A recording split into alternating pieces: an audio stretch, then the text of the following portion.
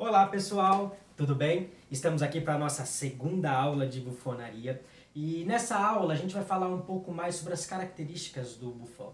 Recapitulando um pouco da primeira aula, a gente falou, né, como surgiu o bufão, onde foi o seu auge, né, o auge da bufonaria, que foi na Idade Média, e falamos um pouco como ele chegou como uma linguagem artística, através de Lecoq e outros estudiosos. Nessa aula, a gente vai focar um pouquinho mais nas características do bufão. Né? Vamos pontuar um pouco mais algumas características, algumas informações mais aprofundadas sobre essa linguagem. E vamos começar falando um pouco da principal característica do bufão. E qual era essa característica? A deformidade física. Muitos dos bufões, a maioria dos bufões, eles eram corcundas, anões, tinham deformidades por todo o corpo, alguns não tinham alguns membros, ou seja, eles eram de dimensões diferentes, né? Eram redimensionados, ou seja, fora de um padrão. E esse fora do padrão, na Idade Média, já era um motivo de riso, já era um motivo de chacota. Né? E outras deformidades também existiam fisicamente falando, que eram as deformidades psicológicas. Né? Muitos dos bufões eram loucos, porque tinha alguma dislexia, tinha alguns problemas psicológicos que faziam também, geravam a questão do riso e da comicidade, reforçando, pensando isso na Idade Média. Outras características também eram características que davam para eles, como que eu posso dizer, funções, ações bufonescas, como por exemplo, ter alguma disfunção no intestino, no qual eles defecassem o tempo todo. Isso era uma característica do bufão, ou seja, o bufão, a principal característica dele é a deformidade, pensando tanto na parte física, né, com relação ao corpo e tudo mais, pensando na deformidade psicológica também, em disfunções do corpo que causassem, né, esse riso. Essa era a principal característica do bufão clássico, né, do bufão medieval. E vale a pena a gente ressaltar também aqui que nós estamos falando dessa deformidade na Idade Média, né, no início do Renascimento. Ou seja, não estamos defendendo que existe o riso porque é disforme, porque é deficiente. A gente está falando, contextualizando, né, o bufão, e muito se mudou, se transformou o pensamento sobre a deformidade.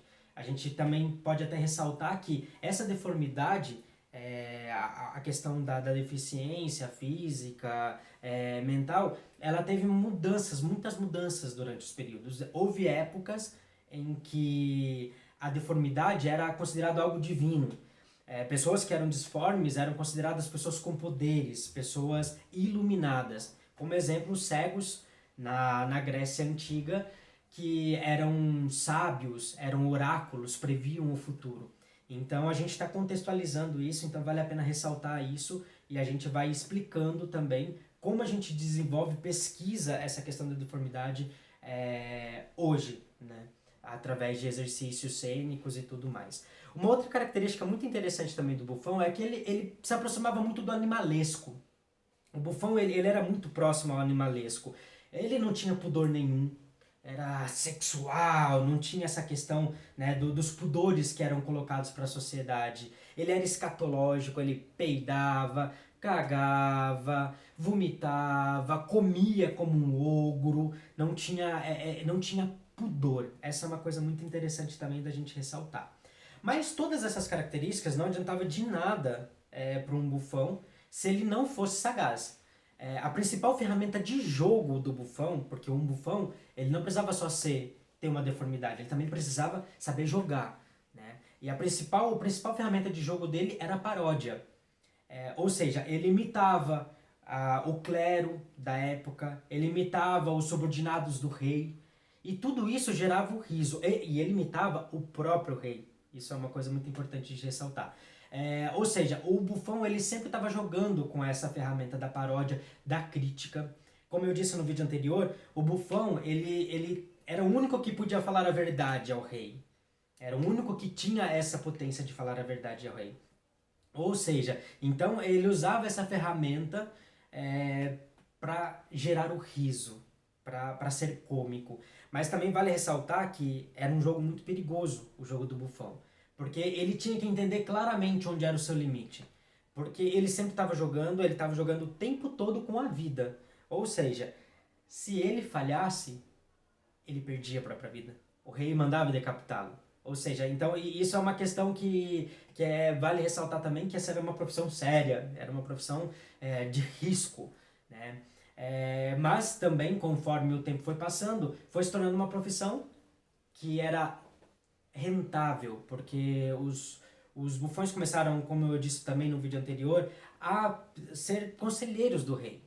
Ou seja, então ele não só fazia rir, mas ele também aconselhava o rei.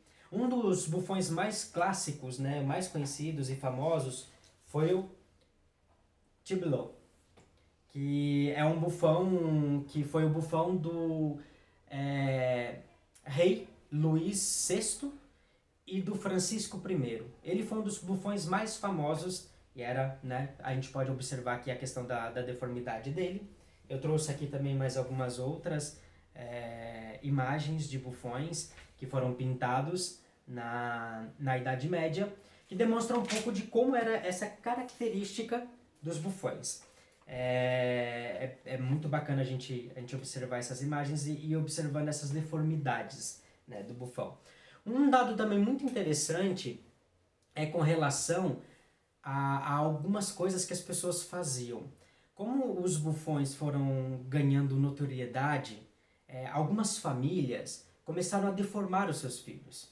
Ou seja, cortavam pernas, cortavam braços, amarravam os filhos para que eles ficassem corcundas, muitas vezes os espancavam para que tivessem deficiências psicológicas, porque para as famílias, algumas famílias acreditavam que se o seu filho fosse um bufão importante, ela também seria beneficiada com as riquezas que o rei concedia a esses bufões. Ou seja, era uma profissão muito difícil e que tinha gente que levava isso muito a sério, inclusive as famílias acreditando nisso. É isso, pessoal. Falamos um pouquinho mais sobre o universo do bufão e sobre algumas de suas características. Espero vocês na próxima aula e aproveitem essa quarentena e vamos estudar. Abraço!